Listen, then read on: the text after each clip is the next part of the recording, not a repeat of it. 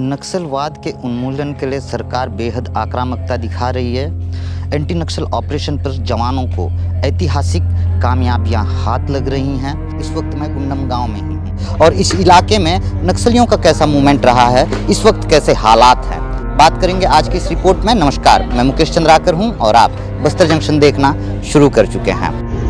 भ्रष्टाचार और आदिवासियों की आवाज़ उठाने वाले मुकेश चंद्राकर पत्रकार बीजापुर के, वो अब हमारे बीच नहीं रहे। 1 जनवरी जब देश में धूमधाम से नया साल मना रहे थे, वहीं 1 जनवरी को मुकेश चंद्राकर पत्रकार साथी जो है लापता हो गए। उसके बाद 3 जनवरी को उनकी लाश मिली कॉन्ट्रैक्टर के घर में। कुछ मामला ये था कि उन्होंने भ्रष्टाचार को लेकर एक रिपोर्ट लिखी एनडीटीवी के लिए। उसके बाद कुछ बातें हुई और उनकी बॉडी जो है कॉन्ट्रैक्टर के घर के गटर में मिली। और उसके बाद जो है पूरे देश भर में बवाल हुआ है। पत्रकार लोग जो है बहुत बौखलाए हुए हैं। वहीं जो है पूरे देश में मुकेश चंद्राकर भाई को लेकर श्रद्धांजलि दे रहे हैं। और इस वक्त मैं भिलाई के सिविक सेंटर में हूं और यहाँ पर भिलाई साथियों द्वारा मुकेश भाई को श्रद्धांजलि दिया गया। मुकेश चंद्राकर जो है एनडीटीवी के लिए काम करते थे और बस्तर जंक्शन करके यूट्यूब चैनल चलाते थे। वो बस्तर जंक्शन की ओर से वो आदिवासियों की आवाज़ बनकर पूरे देश में सिस्टम को, सारी चीज़ों को बताते थे। और मुकेश चंद्राकर अब हमारे बीच नहीं रहे। पुलिस प्रशासन की टीम जो है जांच में जुटी हुई है, सारे एंगल से चेक कर रही है क्या कैसा है, किस कारण से ये हादसा हुआ, किस कारण से ये घटना हुआ। मैं रवि प्रकाश, शिवनाथ संवाद के साथ आप बनी रहिएगा। धन्यवाद। जो बीजापुर जिला के लेकर कोई प्रेस कॉन्फ्रेंस होते, इस समय उस दौरान हमेशा एक चेहरा और एक नाम श्री मुकेश चंद्राकर का रहते हैं। कभी भी पुलिस संबंधित कोई भी विषय है, हम लोग प्रेस कॉन्फ्रेंस करते थे।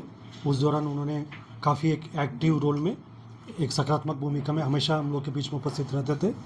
और आज दुर्भाग्य है, ये प्रेस कॉन्फ्रेंस उनकी लेकर घटनाक्रम हुआ, उसी के संबंध में हमको करना पड़ रहा। आप सबके माध्यम से मैं जो उनके परिजन को और उनके साथियों, उसमें ना सिर्फ बीजापुर में, पूरा प्रदेश के और प्रदेश के बाहर भी उनका काफ़ी एक पहचान है, उनके काफ़ी एक फॉलोइंग है। उन सबको जो हम लोग की ओर से संवेदना व्यक्त करते हैं और ये आश्वासन भी देते हैं, उनके साथ जो घटनाक्रम हुआ उसका निश्चित रूप से न्याय मिलेगा। इस बात के साथ साथ मैं पुनः उनके परिजन को प्रति संवेदना व्यक्त करते हुए, उनके सभी साथियों, सभी उनकी चाहने वालों को, सबके प्रति संवेदना व्यक्त करते हुए और उनकी आत्मा शांति प्रदान करे, ईश्वर उनके परिजन को शक्ति प्रदान करे। इसके साथ साथ जो पूरा घटनाक्रम के संबंध में अभी तक विवेचना में जो बात सामने आए थे, उसको मैं आप सबकी समक्ष रखना चाहूँगा। आज मेरे साथ डीआईजी दंतेवाड़ा श्री कमलोचन कश्यप, कलेक्टर बीजापुर श्री संबित मिश्रा साहब, जो बीजापुर एसपी साहब जितेंद्र यादव साहब मेरे साथ उपस्थित है। और आप सब लोग को विदित है, जैसा दिनांक 2 जनवरी को हम सब लोग के बीच में ये जानकारी आए थे, श्री मुकेश चंद्राकर 1 तारीख रात से जो अपना घर से निकले हुए थे, उसके बाद में उनके बारे में कोई जानकारी नहीं मिलने पर उनके जो भाई साहब योगेश चंद्राकर का रिपोर्ट के आधार पर पुलिस ने जांच पड़ताल प्रारंभ की गई थे।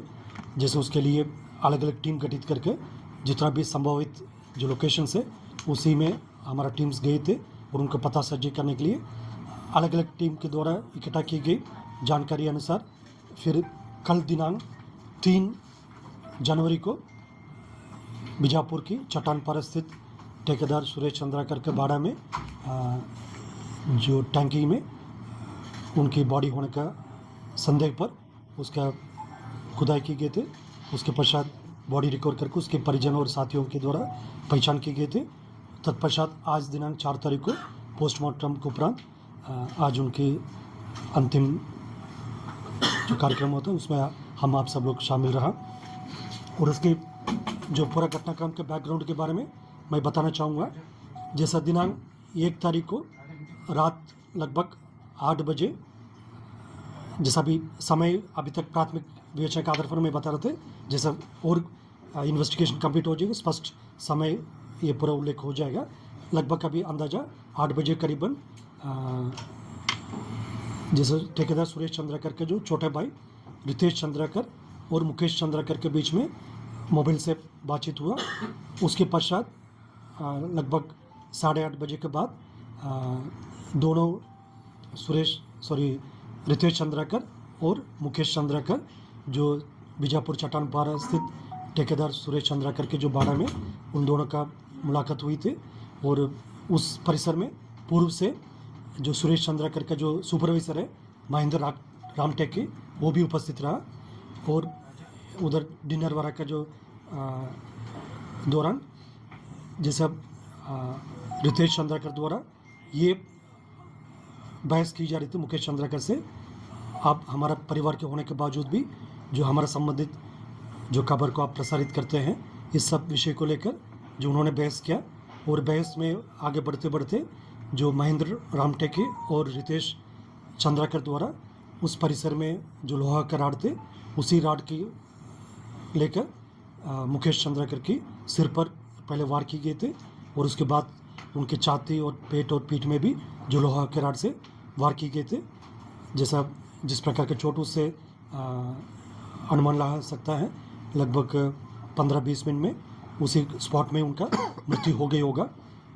उसके पश्चात जो बॉडी को डिस्पोज करने के उद्देश्य से दोनों महेंद्र रामटेके और रितेश चंद्राकर ने मिलकर जो बॉडी को उस परिसर में जो टैंक थे सेप्टिक टैंक थे उसके अंदर डालकर उसके ऊपर जो लोहा का ढक्कन पहले से थे उसी को बंद कर दिया गए थे। उसके पश्चात रितेश चंद्राकर द्वारा जो अपने बड़े भाई दिनेश चंद्राकर जो जैदलपुर में सुरेश चंद्राकर, दिनेश चंद्राकर और उनके पूरे परिजन जैदलपुर में उपस्थित थे, उनमें से दिनेश चंद्राकर को उन्होंने मोबाइल फ़ोन के माध्यम से घटना के बारे में सूचना दिया थे। उसके पश्चात दिनेश चंद्राकर ने जैदलपुर से रवाना होकर टुवर्ड्स बीजापुर आ रहे थे और साथ साथ ये रितेश चंद्राकर और महेंद्र रामटेके ने भी इधर से बीजापुर से रवाना होकर टुवर्ड्स जैदलपुर जा रहे थे। ये दोनों पार्टी जैसा एक साथ दिनेश चंद्राकर थे और दूसरा में रितेश चंद्राकर और महेंद्र रामटेके थे। इन लोगों की मुलाकात जो नेलसनार के पास बोदली के एरिया में हुआ।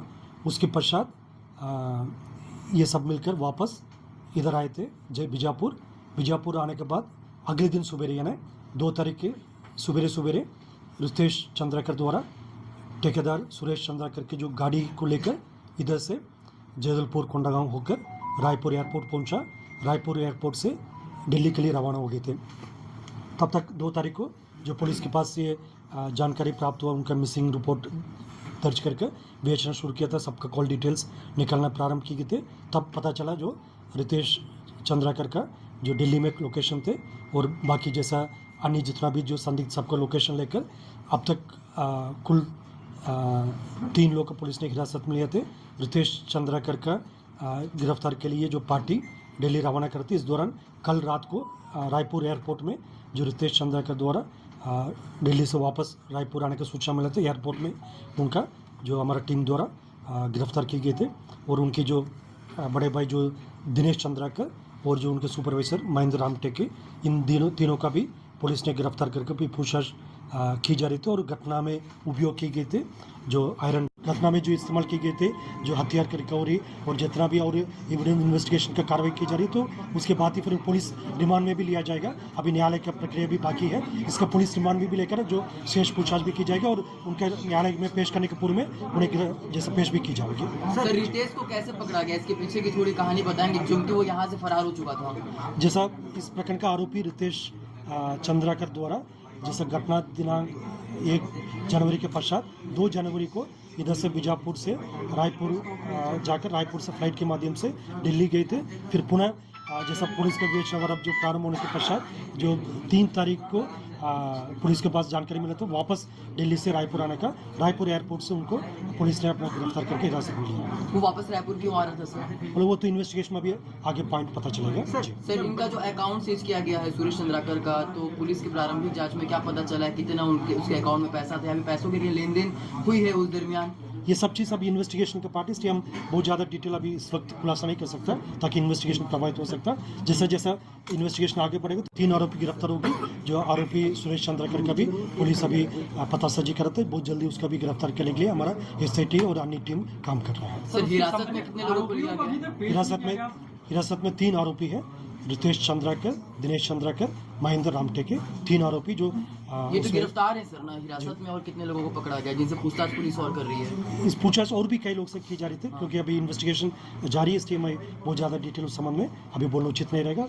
3 आरोपी को पुलिस ने अभी, क्योंकि उनके खिलाफ पर्याप्त साक्ष्य सबूत थे, इसलिए पुलिस ने उसको अपना हिरासत में लेकर गिरफ्तार भी की गई थी। अन्य जितना भी संदिग्ध थे उसका पुलिस पूछताछ कर रहे थे, मतलब जो भी एविडेंस मिलेगा, जो भी सर्कमस्टेंस मिलेगा उस हिसाब से आगे बढ़ेगा। सर इनका बैकग्राउंड क्या रहा है सर? ये जो तीनों आरोपी, इनका बैकग्राउंड क्या क्या क्रिमिनल माइंडेड के हैं? इससे पहले भी ये लोग किसी वारदात में एक मिनट क्या इससे पहले भी ये लोग किसी वारदात में शामिल रहे हैं? क्या इनमें से कोई ऐसा व्यक्ति है जो पहले किसी मामले में जेल जा चुका है? जैसे इसका, क्योंकि पूरा प्रकरण का भी काफ़ी प्राथमिक स्तर पर है, उसका जो आरोपियों अभी जो तीनों जो गिरफ्तार किए गए थे उसमें 2 आरोपी हैं जो सुरेश चंद्राकर जो ठेकेदार, उनकी खुद के ब्रदर्स है जो दिनेश चंद्राकर और रितेश चंद्राकर। बाकी एक आरोपी जो महेंद्र रामटेके उसके सुपरवाइजर हैं, और इन सबका पुराना क्रिमिनल रिकॉर्ड क्या है उसके बारे में भी पुलिस पूरा सभी, ना सिर्फ बीजापुर का, आसपास सभी थाना क्षेत्र से भी जानकारी इकट्ठा की जा रही है, और उसी हिसाब से जो इन्वेस्टिगेशन में जो सभी बिंदु का आगे लेकर हम जाएगा। सर पकड़े गए आरोपी लोगों को सर एक जगह में घटना घटी है जिसमें हमारे पत्रकार साथी मुकेश चंद्राकर की हत्या वहाँ पे की गई है। अब तक क्या कुछ जांच हुई है सर? क्या कुछ आप लोगों ने पाया है? जिला बीजापुर के युवा पत्रकार साथी श्री मुकेश चंद्राकर दिनांक 1 जनवरी से अपना घर के जो स्थान से कहीं गए थे, उसके बाद उनका कोई अता पता नहीं होने का उनके परिजन की रिपोर्ट के आधार पर बीजापुर पुलिस द्वारा रिपोर्ट दर्ज करके पूरा प्रकरण की जांच पड़ताल की गई थी। इस दौरान दिनांक 3 जनवरी को बीजापुर के चट्टानपारा स्थित ठेकेदार सुरेश चंद्राकर की बाड़ा में सेप्टिक टैंक के अंदर उनके बॉडी होने का शंका पर उसका रिकवर किए गए थे, बॉडी रिकवर किए गए थे। बॉडी रिकवर करने के पश्चात उसका मार्ग पंचनामा एवं पोस्टमार्टम वाला कार्रवाई भी की गए थे, और प्रकरण का अपराध पंजीबद्ध करके एक special investigation team additional SP Mayank Gurjar IPS officer के नेतृत्व में 11 सदस्य एक SIT गठित की गई। अभी प्रकरण का विवेचना की जा रही थी। प्रकरण की विवेचना में अब तक कुल 3 आरोपी हैं। इसमें रितेश चंद्राकर, एक महेंद्र रामटेके और दिनेश चंद्राकर, ये 3 आरोपी को पुलिस ने गिरफ्तार करके अभी आगे का कार्रवाई की जा रही थी। अब तक जो प्राथमिक विवेचना के आधार पर जो जानकारी प्राप्त हो रहे थे, दिनांक 1 जनवरी की रात को आरोपी रितेश चंद्राकर द्वारा मृतक मुकेश चंद्राकर को अपना जो बाड़ा में, जो चट्टानपारा स्थित जो बाड़ा में लेकर गए थे, उधर रात्रि भोजन के दौरान किसी विषय को लेकर बहस की गई थी। उसके पश्चात जो उधर जो हार्ड एंड ब्लंट ऑब्जेक्ट्स है उनके सिर के ऊपर वार किए गए थे, और बॉडी के अन्य पार्ट्स में भी उनका वार किए गए थे। उसी कारणवश उनका मृत्यु हो गई थी मुकेश चंद्राकर जी का। उसके बाद जो बॉडी को उसी परिसर में टैंक के अंदर उसको डिस्पोज करके अगले दिन उसके ऊपर ताज़ा प्लास्टिंग भी कर दी गई थी। अब तक विवेचना में जो भी पुलिस के पास फॉरेंसिक एविडेंस, जो टेक्निकल एविडेंस और जितना भी साइंटिफिक एविडेंस प्राप्त हो, उसी आधार पर जो प्रकरण में शामिल आरोपी रितेश चंद्राकर और महेंद्र रामटेके और उनकी जो सहयोगी दिनेश चंद्राकर, इन तीनों को गिरफ्तार किए गए थे। एक अन्य आरोपी जो ठेकेदार सुरेश चंद्राकर, क्योंकि उस घटनाक्रम में उसी के परिसर में पूरा घटना हुआ और उसकी वाहन भी इस्तेमाल हुआ, और अन्य जितना भी परिस्थिति के आधार पर उनके खिलाफ भी अभी पुलिस आरोपी मानकर उनका भी तलाश की जा रही थी। जैसा उनके पतासाजी उनके गिरफ्तारी के लिए अलग अलग टीम गठित करके अभी विवेचना की जा रही थी, और जल्द से जल्द उनको भी हम पुलिस हिरासत में लेकर आगे कार्रवाई की जाएगी। और इस प्रकरण में बहुत त्वरित तरीके से हम विवेचना पूर्ण करके न्यायालय में चालान पेश करके जो मृतक पत्रकार साथी मुकेश चंद्राकर के जो साथ घटना होती है उसके लिए उनके परिजन को न्याय दिलाने के लिए हर कदम हमने प्रयास करके उसका एक प्रोफेशनल और साइंटिफिक तरीके से उसका प्रकरण को लॉजिकल एंड तक ले आएगा। मुझे भी आज समाचार पत्रों में पढ़ने के बाद ये पत्र मैंने देखा, सोशल मीडिया पर काफ़ी वायरल है।